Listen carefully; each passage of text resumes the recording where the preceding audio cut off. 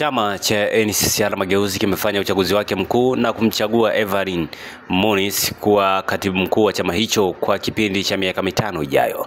Katika uchaguzi huo uliofanyika Machi 30, 2025 katika ukumbi wa Gaspar jijini Dodoma, Evelyn Muniz alipata kura 34 akimshinda Saganda Haridi aliyepata kura 19 kati ya 53 zilizopigwa. Wengine walioshinda ni Martin Bernard aliyepata kura za ndio 40 na kuchaguliwa kuwa naibu katibu mkuu bara, na Shindani Ali aliyechaguliwa kuwa naibu katibu mkuu Zanzibar, na Suzani Masele aliyechaguliwa kuwa mweka hazina wa chama hicho.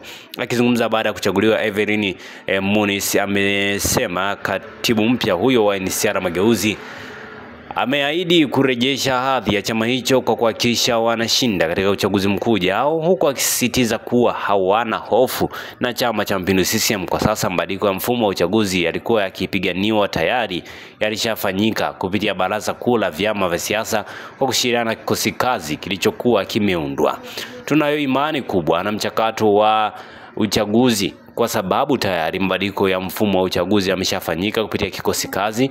Tunaiomba serikali isiruhusu watu kuvunja katiba, kwani uchaguzi upo kwa mujibu wa katiba, na sisi NCCR Mageuzi tunafuata katiba ya Jamhuri ya Muungano wa Tanzania.